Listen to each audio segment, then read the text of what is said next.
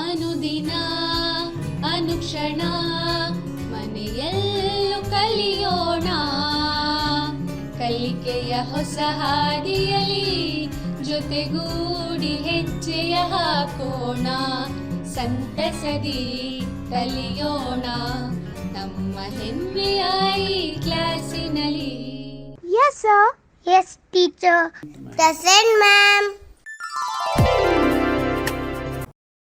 Hi students, ನಮಸ್ತೆ ಎಲ್ಲರಿಗೂ.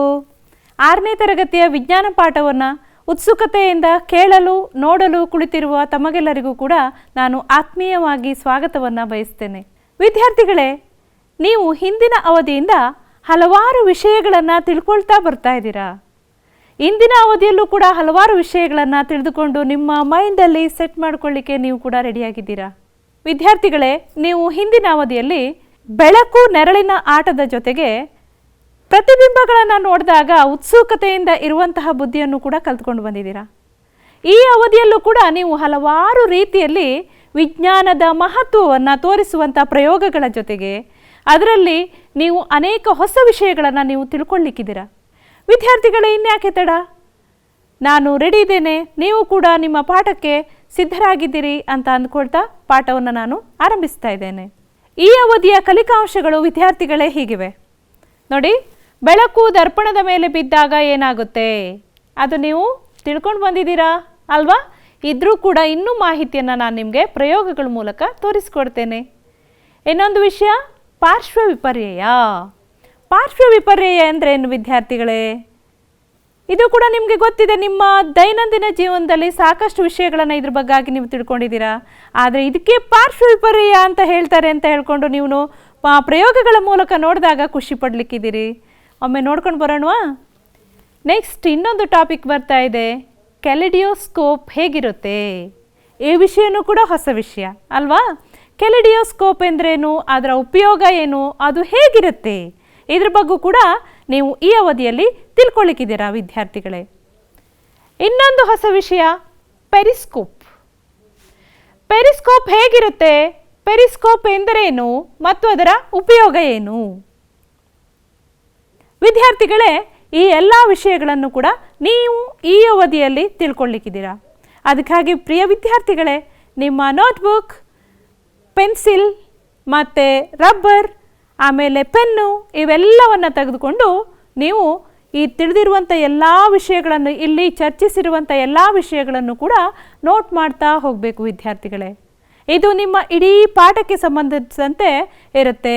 ಮತ್ತು ಇದರಲ್ಲಿ ಪ್ರಶ್ನೆ ಉತ್ತರಗಳನ್ನು ಕೂಡ ಕೆಲವೊಂದು ನಿಮ್ಮ ಡಿಸ್ಕಸ್ ಮಾಡ್ತೇನೆ ಮತ್ತು ಹೊಸ ವಿಷಯಗಳನ್ನು ಕೂಡ ನಿಮಗೆ ಹೇಳ್ಕೊಡ್ತೇನೆ. ಅದಕ್ಕಾಗಿ ನೀವು ಇದನ್ನು ಅಳವಡಿಸಿಕೊಳ್ಳಿ ಮತ್ತು ಇದನ್ನು ಪಾಯಿಂಟ್ ಮಾಡ್ತಾ ಹೋಗಬೇಕು ಅಂತ ಹೇಳ್ಕೊಂಡು ಇನ್ನೊಮ್ಮೆ ನಾನು ನಿಮಗೆ ಹೇಳ್ತಾ ಇದ್ದೇನೆ ವಿದ್ಯಾರ್ಥಿಗಳೇ. ಆಗ್ಬಹುದಲ್ವಾ? ಆಲ್ ದಿ ಬೆಸ್ಟ್ ವಿದ್ಯಾರ್ಥಿಗಳೇ. ಈಗ ವಿಷಯಗಳನ್ನು ಒಂದೊಂದಾಗಿ ನಾವು ಡಿಸ್ಕಸ್ ಮಾಡ್ತಾ ಹೋಗೋಣ. ಇನ್ನೊಂದು ಹೊಸ ವಿಷಯ ವಿದ್ಯಾರ್ಥಿಗಳೇ, ಪ್ರತಿಫಲನ ಎಂದರೇನು? ನಾವು ಹಿಂದಿನ ಅವಧಿಯಲ್ಲೂ ಕೂಡ ಇದ್ರ ಬಗ್ಗೆ ಸಾಕಷ್ಟು ಡಿಸ್ಕಸ್ ಮಾಡಿದ್ದೇವೆ. ಕೆರೆ ಬಾವಿ ಹಳ್ಳಗಳ ಹತ್ರ ಹೋಗ್ತೇವೆ, ಆಮೇಲೆ ಮತ್ತೇನು ಮಾಡ್ತೇವೆ, ರಾತ್ರಿಯ ಸಮಯದಲ್ಲಿ ಹೋದಾಗ ಚಂದ್ರನ ಬಿಂಬ ಮತ್ತು ನೀರಿನಲ್ಲಿ ಕಾಣ್ತಾ ಇರುವಂಥದ್ದು ಎಲ್ಲವನ್ನು ಕೂಡ ನಾವು ತಿಳ್ಕೊಂಡು ಬಂದಿದ್ದೇವೆ. ನೆರಳು ನಮ್ಮ ಹಿಂದೆ ಬರ್ತಾ ಇರೋದೆಲ್ಲನೂ ಕೂಡ ನೋಡಿದ್ದೇವೆ ಅಲ್ವಾ? ಆದರೆ ಇದು ಪ್ರತಿಫಲನ ಅಂದರೆ ಏನು ಅಂತ, ಎಲ್ಲಿ ಕಾಣುತ್ತೆ ಅದು ಅಂತ ಹೇಳ್ಕೊಂಡು ನೋಡಿ. ಹೊಳಪಾದ ಮೇಲ್ಮೈ ಮೇಲೆ ಬೆಳಕು ಬೀಳುವಂತೆ ಮಾಡುವುದು ಬೆಳಕಿನ ದಿಕ್ಕನ್ನು ಬದಲಾಯಿಸೋ ಒಂದು ವಿಧಾನ. ಹೊಳಪಾದ ಯಾವುದೇ ಮೇಲ್ಮೈ ಇರ್ಬೋದು. ಫಾರ್ ಎಕ್ಸಾಂಪಲ್ ಹೇಳ್ತಾರೆ ನೋಡಿ, ಹೊಳಪಾದ ಕಲೆರಹಿತ ಸ್ಟೀಲ್ ತಟ್ಟೆ ಅಥವಾ ಕಲೆರಹಿತ ಸ್ಟೀಲ್ ಚಮಚ ಬೆಳಕಿನ ದಿಕ್ಕನ್ನು ಬದಲಾಯಿಸಬಹುದು. ಇದು ಎರಡನ ವಿದ್ಯಾರ್ಥಿಗಳೇ? ಖಂಡಿತ ಇಲ್ಲ.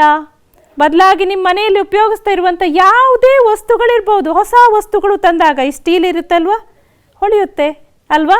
ಕನ್ನಡಿ ಮುಂದೆ ನಿಂತ್ಕೊಳ್ತೀರಲ್ವಾ, ಅದು ನಿಮಗೆ ಪ್ರತಿಫಲನ ಕಾಣಿಸುತ್ತೆ ಅಲ್ವ ವಿದ್ಯಾರ್ಥಿಗಳೇ? ಹೊಳಪಾದ ಯಾವುದೇ ಮೇಲ್ಮೈ ಇರ್ಬೋದು, ಅದು ಬೆಳಕಿನ ದಿಕ್ಕನ್ನು ಬದಲಾಯಿಸುವಂಥ ಸಾಮರ್ಥ್ಯವನ್ನು ಹೊಂದಿದೆ ವಿದ್ಯಾರ್ಥಿಗಳೇ. ಇಲ್ಲಿ ನೋಡಿ, ಒಂದು ಚಿತ್ರವನ್ನು ನಿಮಗೆ ತೋರಿಸ್ತೇನೆ. ಇಲ್ಲಿ ಒಬ್ಬ ಹುಡುಗಿ ನಿಂತಿದ್ದಾಳೆ. ಅವಳ ಪ್ರತಿಫಲನ ಎಲ್ಲಿ ಕಾಣಿಸ್ತಾ ಇದೆ? ಕನ್ನಡಿಯ ಮುಂದೆ ಅಥವಾ ದರ್ಪಣದ ಮುಂದೆ ಅವಳ ಪ್ರತಿಫಲನ ಕಾಣಿಸ್ತಾ ಇದೆ. ಪಕ್ಕದಲ್ಲಿ ಏನಿದೆ? ಪಕ್ಕದಲ್ಲಿ ಕೂಡ ಒಂದು ಸ್ಪೂನ್ ಇದೆ. ಅದು ಹೇಗೆ ಕಾಣಿಸ್ತಾ ಇದೆ? ಅದರ ಪ್ರತಿಫಲನ ಯಾವುದರಲ್ಲಿ ಕಾಣಿಸ್ತಾ ಇದೆ? ಮಿರರಲ್ಲಿ ಕಾಣಿಸ್ತಾ ಇದೆ ಅಲ್ವಾ? ಎಷ್ಟು ಚೆನ್ನಾಗಿದೆ ವಿದ್ಯಾರ್ಥಿಗಳೇ ಅಲ್ವಾ? ಹೊಳಪಾಗಿರುವ ಯಾವುದೇ ಮೇಲ್ಮೈಯೂ ಕೂಡ ಅದೇನಾಗುತ್ತೆ, ಬೆಳಕಿನ ದಿಕ್ಕನ್ನು ಬದಲಾಯಿಸುವಂತಹ ಸಾಮರ್ಥ್ಯವನ್ನು ಹೊಂದಿದೆ ವಿದ್ಯಾರ್ಥಿಗಳೇ. ಎಷ್ಟು ಚೆನ್ನಾಗಿದೆ ಅಲ್ವಾ? ಇನ್ನೂ ಕೂಡ ಕೆಲವೊಂದು ಉದಾಹರಣೆಗಳನ್ನು ನೀವು ನೋಡಲಿಕ್ಕಿದ್ದೀರಾ ವಿದ್ಯಾರ್ಥಿಗಳೇ. ನಿಮ್ಮ ಮನೆಯಲ್ಲೇ ಸ್ಪೂನ್ ಇರುತ್ತೆ. ಹೊಸ ಸ್ಪೂನನ್ನು ತಂದಾಗ, ಸ್ಟೀಲ್ ಚಮಚವನ್ನು ತಂದಾಗ ನೀವೇನು ಮಾಡ್ತೀರಾ? ಅದ್ರ ಮುಂದೆ ಹೋಗಿ ನಿಂತ್ಕೊಂಡು ನೋಡಿ, ನಿಮ್ಮ ಮುಖವನ್ನು ನೋಡಿ ಅದು ಹೇಗೆ ಕಾಣುತ್ತೆ ಅಂತ. ಎಷ್ಟು ಚೆನ್ನಾಗಿರುತ್ತೆ ವಿದ್ಯಾರ್ಥಿಗಳೇ. ನಿಮ್ಮ ಮನೆಯಲ್ಲಿ ಈ ಚಟುವಟಿಕೆಯನ್ನು ಮಾಡಿ ನೋಡಬೇಕು, ಖಂಡಿತವಾಗಿ ಮಾಡಿ ನೋಡಬೇಕು ವಿದ್ಯಾರ್ಥಿಗಳೇ. ಅದು ತುಂಬ ಸುಂದರವಾಗಿ ಕಾಣಿಸುತ್ತೆ, ನೀವಿದ್ದ ಹಾಗೆ ಕಾಣುವಂಥದ್ದು.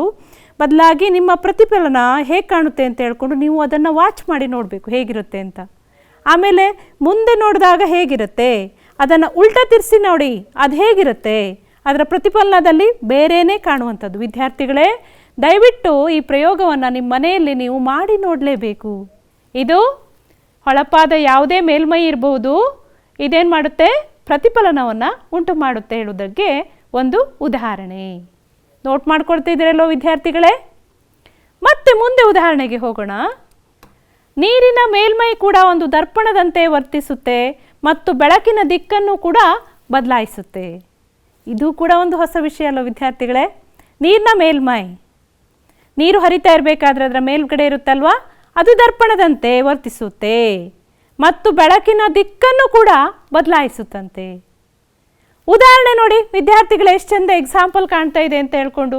ಉದಾಹರಣೆಗೆ ಮರ, ಕಟ್ಟಡಗಳು ನೀರಿನಲ್ಲಿ ಪ್ರತಿಫಲನಗೊಳ್ಳುವುದು ನಾವು ಕಾಣ್ತೇವೆ. ನಯವಾದ ಅಥವಾ ಹೊಳಪಾದ ಯಾವುದೇ ಮೇಲ್ಮೈ ದರ್ಪಣದಂತೆ ವರ್ತಿಸುತ್ತೆ. ಫಾರ್ ಎಕ್ಸಾಂಪಲ್, ಈ ಚಿತ್ರವನ್ನು ನೋಡಿ ವಿದ್ಯಾರ್ಥಿಗಳೇ. ಇಲ್ಲಿ ಯಾವುದಿದೆ? ಇಲ್ಲಿ ಒಂದು ನದಿ ಹರಿತಾ ಇದೆ. ಅದ್ರ ಜೊತೆಗೆ ಅದೇನು ಕಾಣ್ತಾ ಇದೆ? ಅಲ್ಲಿ ಮರ ಇದೆ ಮೇಲ್ಗಡೆ. ಮರದ ಪ್ರತಿಫಲನ ಎಲ್ಲಿ ಕಾಣ್ತಾ ಇದೆ?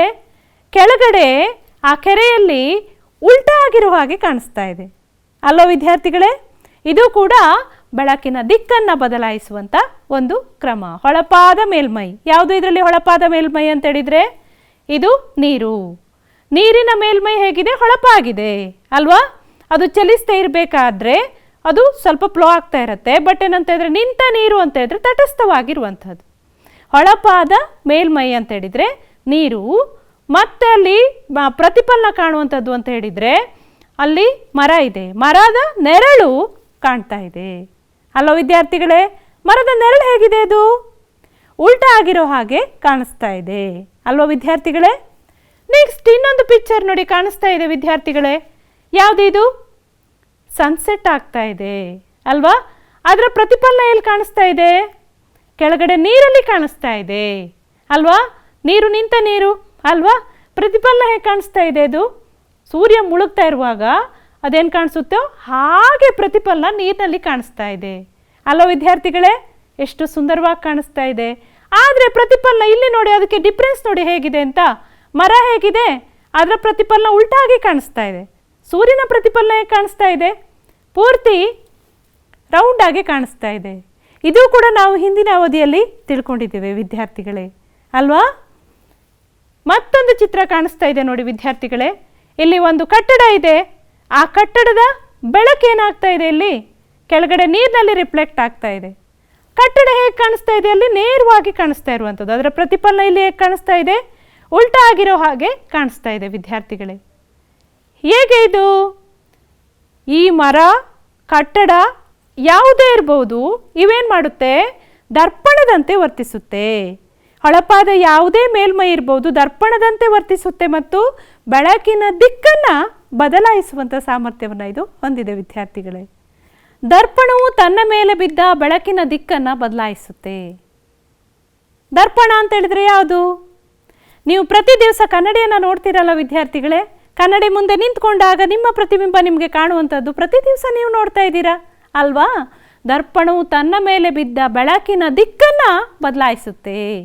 ಹೇಗೆ ಬದಲಾಯಿಸುತ್ತೆ ಅದು? ನೋಡ್ಕೊಂಡು ಬರೋಣ ವಿದ್ಯಾರ್ಥಿಗಳೇ. ದರ್ಪಣದಿಂದ ಆಗುವ ಬೆಳಕಿನ ದಿಕ್ಕಿನ ಬದಲಾವಣೆಯನ್ನು ಬೆಳಕಿನ ಪ್ರತಿಫಲನ ಅಂತ ನಾವು ಕರಿತೇವೆ.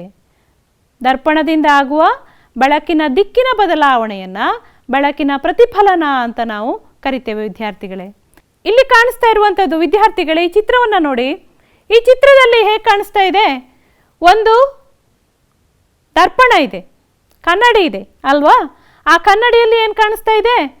ಪ್ರತಿಫಲನ ಕಾಣಿಸ್ತಾ ಇದೆ. ಆ ಕಡೆಯಿಂದ ಬೆಳಕು ಬರ್ತಾ ಇದೆ. ಆ ಬೆಳಕು ಏನು ಮಾಡ್ತಾ ಇದೆ? ಇಲ್ಲಿ ಈ ಕಡೆ ರಿಫ್ಲೆಕ್ಟ್ ಆಗಿ ಪ್ರತಿಫಲಿಸ್ತಾ ಇದೆ ಅಲ್ವಾ?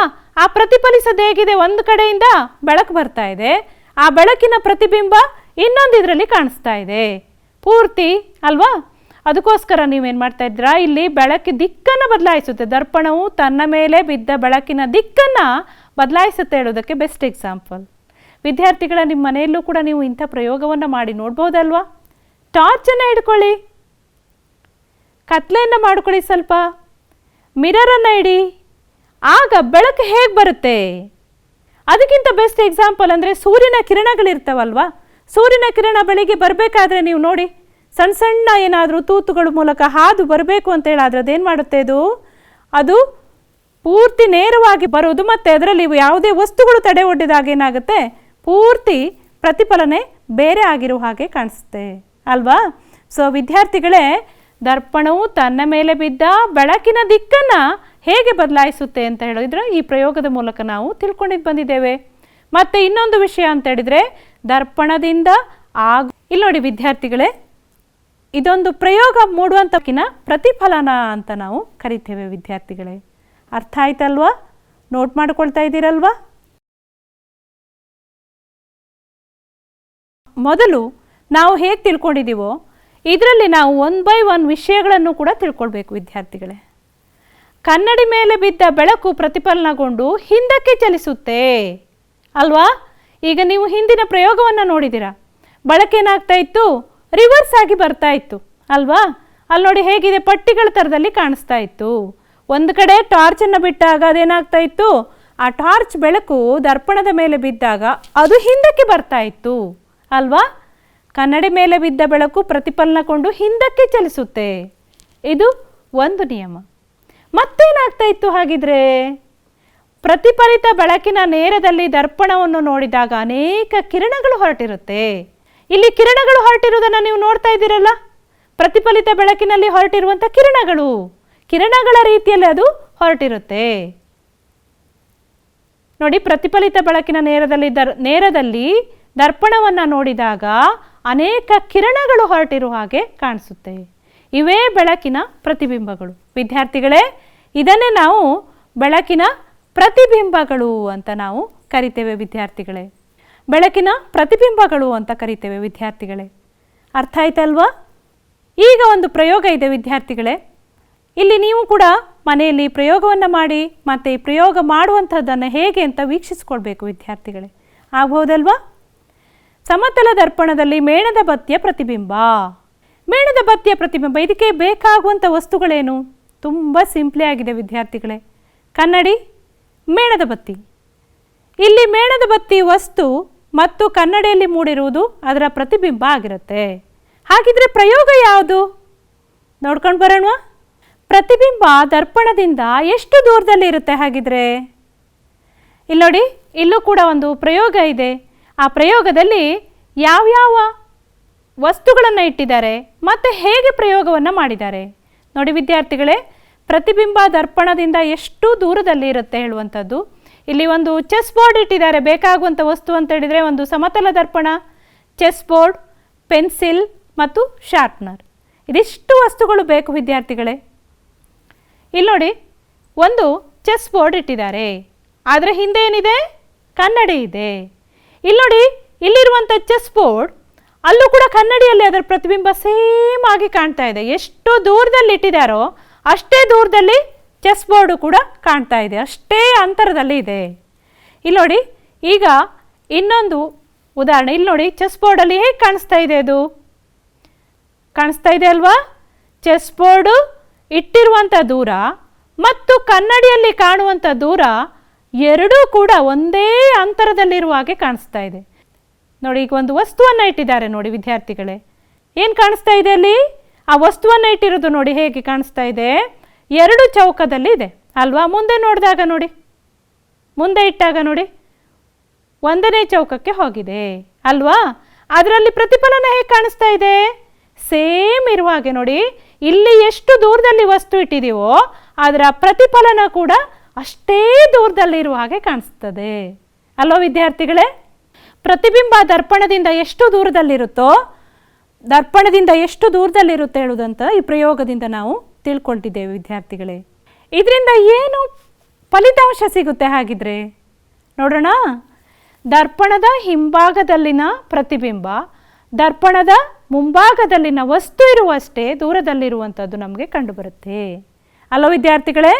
ಇಲ್ಲಿ ನೋಡಿ ವಿದ್ಯಾರ್ಥಿಗಳೇ, ಇಲ್ಲಿ ಒಂದು ಮಗು ನಿಂತಿದೆ. ಹಾಗೆ ಅದು ಎಲ್ಲಿ ನಿಂತಿದೆ? ಅದು ದರ್ಪಣದ ಮುಂದೆ ನಿಂತಿದೆ ಅಲ್ವಾ? ಅದರ ಕೈಯನ್ನು ಕೂಡ ನೀವು ನೋಡ್ತಾ ಇದ್ದೀರಾ. ಹೇಗಿದೆ ಅದರ ಕೈ? ತೋರಿಸ್ತಾ ಇರುವಂಥದ್ದು ರೈಟ್ ಹ್ಯಾಂಡ್, ಆದರೆ ಅಲ್ಲಿ ಕಾಣ್ತಾ ಇರುವಂಥದ್ದು ಲೆಫ್ಟ್ ಹ್ಯಾಂಡ್. ಇದಕ್ಕೆ ಪಾರ್ಶ್ವ ವಿಪರ್ಯಯ ಅಂತ ಹೇಳ್ತಾರಂತೆ. ಇದನ್ನು ನೀವು ಪ್ರತಿ ದಿವಸ ನೋಡ್ತಾ ಇದ್ದೀರಲ್ವಾ? ಈ ವರ್ಡ್ ನಿಮಗೆ ಗೊತ್ತಿಲ್ಲ. ಹಾಗಿದ್ರೆ ಏನು, ಯಾಕೆ, ಹೀಗೆ ಹೇಳುವಂಥದ್ದೆಲ್ಲ ಈ ಅವಧಿಯಲ್ಲಿ ನಾವು ಡಿಸ್ಕಸ್ ಮಾಡೋಣವಾ? ಮತ್ತು ಕೂಡ ನಿಮಗೆ ಕೆಲವೊಂದು ಚಿತ್ರಗಳನ್ನು ತೋರಿಸ್ತೇನೆ, ಮತ್ತು ವಿಷಯಗಳನ್ನು ಕೂಡ ಹೇಳ್ಕೊಡ್ತೇನೆ. ಫಸ್ಟ್ ಒಂದು ನಾವು ಚಿತ್ರವನ್ನು ನೋಡಿಬಿಟ್ಟಿದ್ದೇವೆ ಅಲ್ವಾ? ಒಂದು ಮಗು ನಿಂತ್ಕೊಂಡಿತ್ತು. ಆ ಮಗು ಕೈಯನ್ನು ತೋರಿಸ್ತಾ ಇತ್ತು. ಕನ್ನಡಿಯಲ್ಲಿ ಅದು ಬಲಗೈ ತೋರಿಸಿದ್ರೆ ಎಡಗೈ ಕಾಣಿಸ್ತಾ ಇತ್ತು ಅಲ್ವಾ? ಸೊ ಅದು ರೈಟ್ ಸೈಡ್, ಲೆಫ್ಟ್ ಸೈಡ್ ಎಲ್ಲದೂ ಕೂಡ ನಾವು ನೋಡಿಬಿಟ್ಟಿದ್ದೇವೆ. ಹಾಗಿದ್ರೆ ಪಾರ್ಶ್ವ ವಿಪರ್ಯಯ ಅಂದ್ರೇನು? ವಸ್ತುಗಳು ಪರಸ್ಪರ ಅದಲು ಬದಲಾದಂತೆ ಕಾಣುವಂಥದ್ದೇ ಪಾರ್ಶ್ವ ವಿಪರ್ಯಯ ಆಗಿರುತ್ತೆ ವಿದ್ಯಾರ್ಥಿಗಳೇ. ಇಲ್ಲಿ ನಾವು ಕೆಲವೊಂದು ಪ್ರಯೋಗಗಳ ಮೂಲಕ, ಉದಾಹರಣೆಗಳ ಮೂಲಕ ನಾವು ವಿಷಯಗಳನ್ನು ತಿಳ್ಕೊಳ್ಳೋಣವಾ? ಇಲ್ಲಿ ಮೊದಲನೇದು ಆಂಬುಲೆನ್ಸ್ ವಾಹನ. ಇದರಲ್ಲಿ ಆಂಬುಲೆನ್ಸನ್ನು ನೀವು ನೋಡಿದ್ದೀರಲ್ವಾ? ಅದರಲ್ಲಿ ಆಂಬುಲೆನ್ಸ್ ಅಂತ ಅಂದ್ಕೊಂಡು ಒಂದು ಪೂರ್ತಿ ವರ್ಡಲ್ಲಿ ಬರ್ಕೊಂಡಿರುತ್ತೆ ಅಲ್ವಾ? ಅದರಲ್ಲಿ ಕಾಣುವಂಥ ಅಕ್ಷರಗಳು ಹೇಗಿರುತ್ತೆ ಹಾಗಿದ್ರೆ? ಅಬ್ಸರ್ವ್ ಮಾಡಿದಿರೋ ವಿದ್ಯಾರ್ಥಿಗಳೇ? ಅದನ್ನು ಕೂಡ ನೀವು ವಾಚ್ ಮಾಡಿ ಹೇಗಿರುತ್ತೆ ಅಂತ. ಆಮೇಲೆ ಕನ್ನಡಿ ಮತ್ತು ಮನುಷ್ಯ ನಿಂತಿರುವುದನ್ನು ನೀವು ಆಲ್ರೆಡಿ ನೋಡಿದ್ದೀರಾ ಅಲ್ವಾ?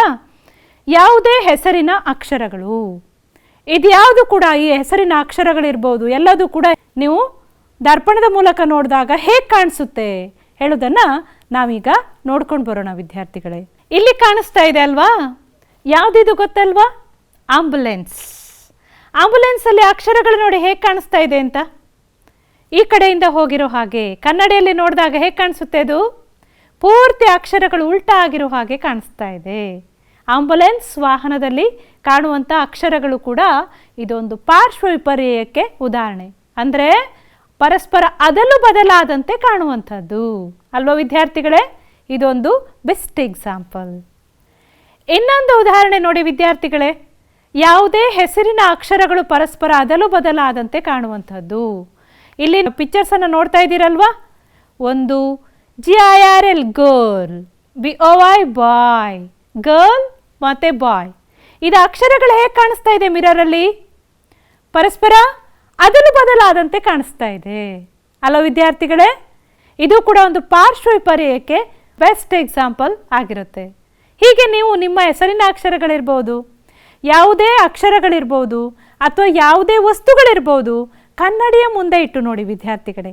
ಆಗ ನಿಮಗೆ ಪಾರ್ಶ್ವ ವಿಪರ್ಯಯ ಎಂದರೇನು ಹೇಳುವಂಥದ್ದನ್ನು ನಿಮ್ಮ ದೈನಂದಿನ ಉದಾಹರಣೆಗಳಲ್ಲೇ ನೀವು ಕಂಡುಕೊಳ್ಳಿಕ್ಕಿದ್ದೀರಾ ವಿದ್ಯಾರ್ಥಿಗಳೇ? ಮಾಡ್ಬೋದಲ್ವಾ? ಇದನ್ನೆಲ್ಲ ವಿದ್ಯಾರ್ಥಿಗಳೇ ನೀವು ಮಾಡಿದಾಗ ನಿಮಗೆ ಹಲವಾರು ವಿಜ್ಞಾನದ ಉಪಯೋಗಗಳು, ಜೊತೆಗೆ ನಿತ್ಯ ಜೀವನದಲ್ಲಿ ಅದರ ಅವಶ್ಯಕತೆ ಎಷ್ಟಿದೆ ಹೇಳುವಂಥದ್ದು ವಿಜ್ಞಾನದ ಅರಿವು ನಿಮಗೆ ಬರುತ್ತೆ ವಿದ್ಯಾರ್ಥಿಗಳೇ. ಮಾಡ್ಬೋದಲ್ವಾ? ಅತಿ ಹೆಚ್ಚು ಬಿಸಿಲಿರುವಾಗ ಉದ್ದವಾದ ರಸ್ತೆ ಉದ್ದಕ್ಕೂ ಕಣ್ಣು ಹಾಯಿಸಿದರೆ ಮೇಲ್ಪದರದಲ್ಲಿ ನೀರು ಇರುವ ಭ್ರಮೆ ಕಾಣುವುದು. ಮರೀಚಿಕೆ ಅಂತ ಹೇಳ್ತೀವಿ ಅಲ್ವಾ? ಅತಿ ಹೆಚ್ಚು ಬಿಸಿಲಿರುವಾಗ, ತುಂಬ ಹೈ ಟೆಂಪ್ರೇಚರ್ ಇದೆ, ಬಿಸಿಲು ಬರ್ತಾ ಇದೆ, ಆಗ ರಸ್ತೆ ಉದ್ದಕ್ಕೂ ಕಣ್ಣು ಹಾಯಿಸಿದರೆ ಮೇಲ್ಪದರದಲ್ಲಿ ನೀರು ಇರುವ ಭ್ರಮೆ ಕಾಣಿಸ್ತದೆ. ಮೇಲ್ಪದರದಲ್ಲಿ ನೀರಿದೆಯೋ ಅಂತ ಶೈನಿಂಗ್ ಕಾಣಿಸ್ತಾ ಹೋಗುತ್ತೆ, ಅಲ್ಲಿ ನೀರಿರುವ ಹಾಗೆ ನಮಗೆ ಕಾಣಿಸ್ತಾ ಹೋಗುತ್ತೆ. ಆದರೆ ಹತ್ತಿರ ಹೋದಂತೆ ನೀರು ಕಾಣುವುದಿಲ್ಲ, ಇದು ಭ್ರಮೆ ಅಷ್ಟೇ. ಇದನ್ನೇ ಮರೀಚಿಕೆಗಳು ಅಂತ ಕಾಣ್ತೇವೆ. ಇದನ್ನು ನಾವು ಮರುಭೂಮಿ ಇರುತ್ತಲ್ವ, ಆ ಮರುಭೂಮಿಯಲ್ಲಿ ಇದನ್ನು ನಾವು ಹೆಚ್ಚು ಕಾಣಲಿಕ್ಕೆ ಸಾಧ್ಯ. ದಟ್ಟವಾಗಿ ಬಿಸಿಲು ಬರ್ತಾ ಇರುತ್ತೆ, ಆ ಬಿಸಿಲಿನ ನೇರಕ್ಕೆ ನಾವು ನಡ್ಕೊಂಡು ಹೋಗ್ತಾ ಇರಬೇಕಾದ್ರೆ ಉದ್ದವಾದ ನೆರಳು ಕಾಣಿಸ್ತಾ ಇರುತ್ತೆ. ಯಾವುದೇ ವಸ್ತುವನ್ನು ಇಟ್ಟಾಗಲೂ ಕೂಡ ಉದ್ದವಾದ ನೆರಳು ಕಾಣಿಸ್ತಾ ಹೋಗುತ್ತೆ. ಇದು ಮರುಭೂಮಿಯಲ್ಲಿ ಕಾಣುವ ಮರೀಚಿಕೆಗಳಿಗೆ ಒಂದು ಉದಾಹರಣೆ ಅಂತ ನಾವು ಹೇಳ್ಬೋದು ವಿದ್ಯಾರ್ಥಿಗಳೇ.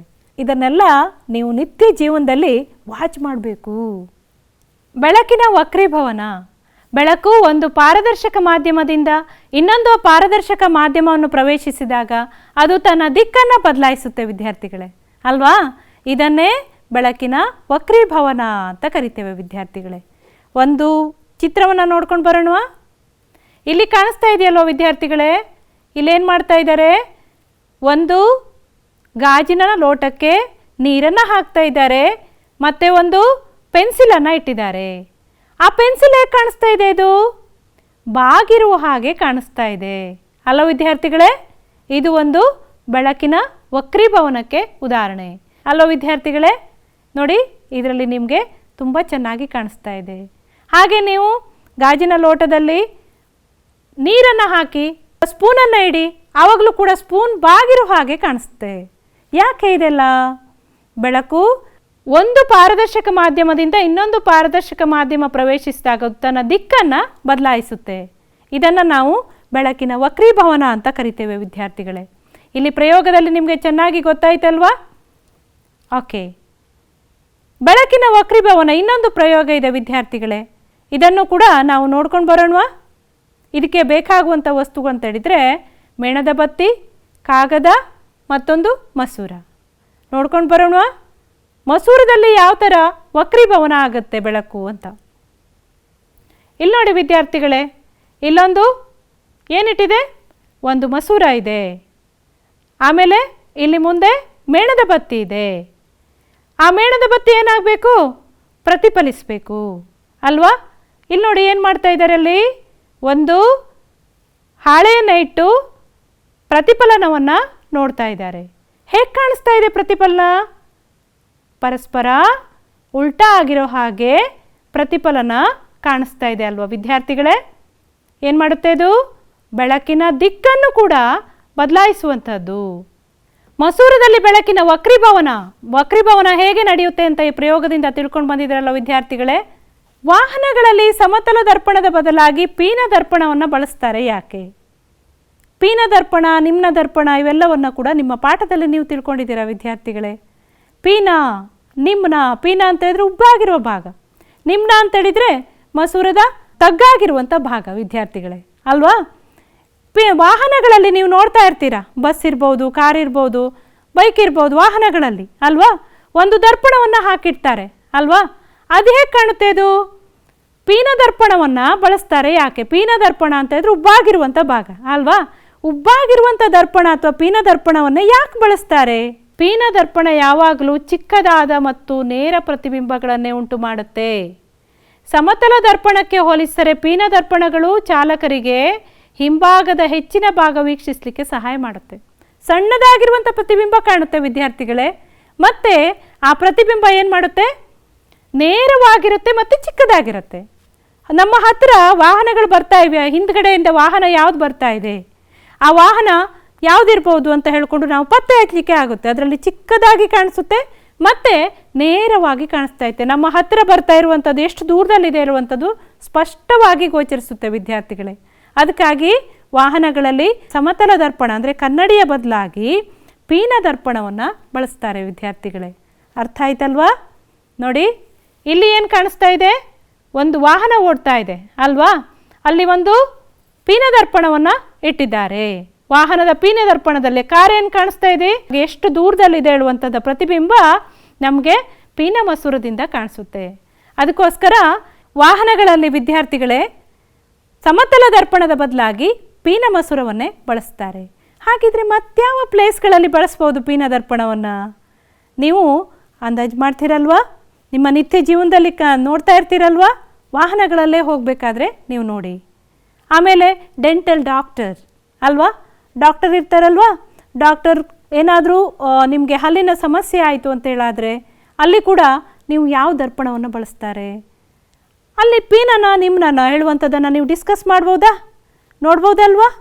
ಇಂಥ ಹಲವಾರು ಉದಾಹರಣೆಗಳು ಸಿಗುತ್ತೆ ವಿದ್ಯಾರ್ಥಿಗಳೇ. ಅದಕ್ಕಾಗಿ ನೀವು ಇದೆಲ್ಲವನ್ನು ನೋಟ್ ಮಾಡ್ತಾ ಹೋಗಬೇಕು ವಿದ್ಯಾರ್ಥಿಗಳೇ. ಇನ್ನೂ ಒಂದು ಹೊಸ ವಿಷಯ ಬರ್ತಿದೆ, ಪೆರಿಸ್ಕೋಪ್. ಈ ಹೆಸರನ್ನು ಕೇಳಿದ್ದೀರಾ? ಪೆರಿಸ್ಕೋಪ್ ಅಂದ್ರೇನು, ಎಲ್ಲಿ ಬಳಸ್ತಾರೆ, ಅದರ ಉಪಯೋಗ ಏನು ಅಂತ ತಿಳ್ಕೊಂಡು ಬರೋಣ. ಪೆರಿಸ್ಕೋಪ್ 2 ಸಮತಲ ದರ್ಪಣವನ್ನು ಒಳಗೊಂಡಿರುತ್ತೆ. ವಿದ್ಯಾರ್ಥಿಗಳೇ ನೋಟ್ ಮಾಡ್ಕೊಳ್ತಾ ಇದ್ದೀರಲ್ವಾ? ಅದರ ಚಿತ್ರಗಳನ್ನು ನಾನು ತೋರಿಸ್ತೇನೆ ಮತ್ತು ಅದರ ವಿಷಯಗಳನ್ನು ನೀವು ತಿಳ್ಕೊಳ್ಳಿಕ್ಕಿದ್ದೀರಾ. ಪೆರಿಸ್ಕೋಪ್ ಹೇಳುವಂಥದ್ದು 2 ಸಮತಲ ದರ್ಪಣ ಅಂದರೆ ಕನ್ನಡಿಯನ್ನು ಒಳಗೊಂಡಿರುತ್ತೆ. ಜಲಾಂತರ್ಗಾಮಿ, ಯುದ್ಧದ ಟ್ಯಾಂಕರ್ ಮತ್ತು ಸೈನಿಕರ ಬಂಕರ್ಗಳಲ್ಲಿ ಹೊರಗಿನ ವಸ್ತುಗಳನ್ನು ನೋಡಲಿಕ್ಕೆ ಪೆರಿಸ್ಕೋಪನ್ನು ಬಳಸ್ತಾರೆ. ನಾನು ಇದನ್ನು ಹೇಗೆ ತಯಾರಿಸ್ತಾರೆ, ಎಲ್ಲಿ ಮಾಡ್ತಾರೆ ಹೇಳುವಂಥದ್ದನ್ನು ನಿಮಗೆ ತೋರಿಸ್ತೇನೆ ವಿದ್ಯಾರ್ಥಿಗಳೇ. ಇಲ್ಲಿ ನೋಡಿ ವಿದ್ಯಾರ್ಥಿಗಳೇ, ಒಂದು ಹಕ್ಕಿ ಕಾಣಿಸ್ತಾ ಇದೆ ಅಲ್ವಾ? ಮೇಲ್ಗಡೆ ಅದು ಕೂತ್ಕೊಂಡಿದೆ. ನೋಡಿ ವಿದ್ಯಾರ್ಥಿಗಳೇ, ಇದು ಪೆರಿಸ್ಕೋಪ್. ಈ ಪೆರಿಸ್ಕೋಪ್ಗಳಲ್ಲಿ ಹೇಗೆ ಮಾಡಿದ್ದಾರೆ? ಮೇಲ್ಗಡೆ ಹಕ್ಕಿ ಕಾಣಿಸ್ತಾ ಇದೆ, ಅಲ್ಲಿ ನೋಡಿ 2 ಸಮತಲ ದರ್ಪಣಗಳನ್ನು ಜೋಡಿಸಿದ್ದಾರೆ ಅಲ್ವಾ? ಹೇಗೆ ಕಾಣಿಸ್ತಾ ಇದೆ? ಅದು ಮೇಲ್ಗಡೆಯಿಂದ ಒಂದು ಹಕ್ಕಿ ಕೂತ್ಕೊಂಡಿದೆ. ಆ ಹಕ್ಕಿ ಏನು ಮಾಡ್ತಾ ಇದೆ? ಕೆಳಗಡೆ ಪ್ರತಿಫಲನಲ್ಲಿ ಕಾಣಿಸ್ತಾ ಇದೆ ಅಲ್ವಾ? ಕೆಳಗಡೆ ಹೇಗೆ ಕಾಣಿಸ್ತಾ ಇದೆ? ಅದು ಹಕ್ಕಿ ಹಾಗೆ ಕಾಣಿಸ್ತಾ ಇದೆ, ಅಂದರೆ ಮೇಲೆ ಅದರ ರಿಫ್ಲೆಕ್ಷನ್ ಕೆಳಗಡೆ ಕಾಣಿಸ್ತಾ ಇದೆ. ಅಂದರೆ ಪೆರಿಸ್ಕೋಪ್ಗಳಲ್ಲಿ 2 ಸಮತಲ ದರ್ಪಣವನ್ನು ಬಳಸುವಂಥದ್ದು ಉಪಯೋಗ ಅಂತ ಹೇಳಿದರೆ ಪ್ರತಿಫಲನವನ್ನು ಆ್ಯಸ್ ಇಟ್ ಈಸ್ ನೋಡ್ಬೋದು ಅಲ್ವಾ? ಅದಕ್ಕೋಸ್ಕರ ಪೆರಿಸ್ಕೋಪ್ಗಳಲ್ಲಿ ಸಮತಲ ದರ್ಪಣಗಳನ್ನು ಬಳಸ್ತಾರೆ ವಿದ್ಯಾರ್ಥಿಗಳೇ.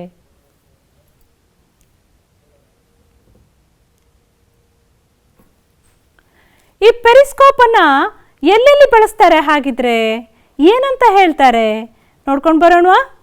ಸಮತಲ ದರ್ಪಣಗಳನ್ನು ಪೆರಿಸ್ಕೋಪ್ ತಯಾರಿಕೆಯಲ್ಲಿ ಬಳಸ್ತಾರೆ. ಇದನ್ನು ಪರಿದರ್ಶಕ ಅಂತ ಕೂಡ ಕರೀತಾರೆ. ಇದು ಕೊಳವೆ ಮತ್ತು ದರ್ಪಣಗಳಿಂದ ಮಾಡಿದ ಉಪಕರಣ ಆಗಿದೆ ವಿದ್ಯಾರ್ಥಿಗಳೇ.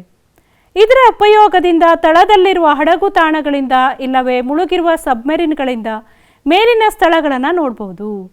ಇದನ್ನು 2ನೇ ಮಹಾಯುದ್ಧದ ಸಮಯದಲ್ಲಿ ಬಳಸಲಾಗಿತ್ತು. ನೋಟದ ನೇರಕ್ಕಿಲ್ಲದ ಅಥವಾ ಬೇರೆ ಬೇರೆ ಎತ್ತರದಲ್ಲಿರುವ ದೃಶ್ಯಗಳನ್ನು ನೋಡಲಿಕ್ಕೆ ಇದನ್ನು ಬಳಸ್ತಾರೆ ವಿದ್ಯಾರ್ಥಿಗಳೇ. ಈಗ ನಾನು ನಿಮಗೆ ಕೆಲವೊಂದು ಉದಾಹರಣೆಗಳನ್ನು ತೋರಿಸ್ತೇನೆ. ಇಂಪಾರ್ಟೆಂಟ್ ವಿಷಯ ವಿದ್ಯಾರ್ಥಿಗಳೇ, ನೋಟ್ ಮಾಡ್ಕೊಳ್ಳಿ. ಸಬ್ಮೆರಿನ್ಗಳಲ್ಲಿ ಪೆರಿಸ್ಕೋಪ್ ಹೇಗೆ ಕಾರ್ಯನಿರ್ವಹಿಸುತ್ತೆ?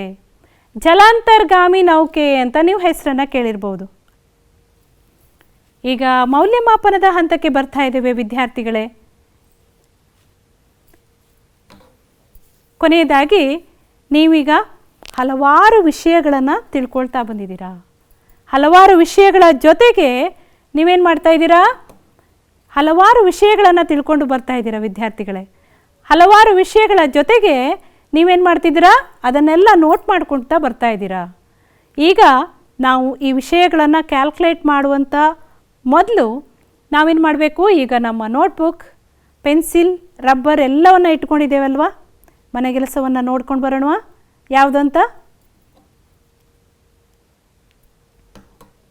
ವಿದ್ಯಾರ್ಥಿಗಳೇ, ನಿಮ್ಮ ನೋಟ್ಬುಕ್, ಪೆನ್ಸಿಲ್, ರಬ್ಬರ್ ಎಲ್ಲವನ್ನು ತೆಗೆದುಕೊಂಡು ನೀವು ಮನೆಗೆಲಸವನ್ನು ಬರ್ಕೊಳ್ಬೇಕು. ಹಾಗೆ ನಿಮ್ಮ ವಿಷಯ ಶಿಕ್ಷಕರಿಗೆ ಇದನ್ನು ಒಪ್ಪಿಸ್ಬೋದಲ್ಲ ವಿದ್ಯಾರ್ಥಿಗಳೇ? ಮೊದಲನೇ ಪ್ರಶ್ನೆ, ಪಾರ್ಶ್ವ ವಿಪರ್ಯಯ ಎಂದರೇನು? ಬರ್ಕೊಳ್ತಾ ಇದ್ದೀರಲ್ವಾ? ಎರಡನೇ ಪ್ರಶ್ನೆ, ಬೆಳಕಿನ ಪ್ರತಿಫಲನ ಎಂದರೇನು? ಮೂರನೇ ಪ್ರಶ್ನೆ, ಪೆರಿಸ್ಕೋಪ್ ಉಪಯೋಗಗಳನ್ನು ತಿಳಿಸಿ. ನಾಲ್ಕನೇ ಪ್ರಶ್ನೆ, ಕನ್ನಡಿಯಂತೆ ವರ್ತಿಸುವ ವಸ್ತುಗಳನ್ನು ಪಟ್ಟಿ ಮಾಡಿ. ಬರ್ಕೊಳ್ತಾ ಇದ್ದೀರಲ್ಲ ವಿದ್ಯಾರ್ಥಿಗಳೇ?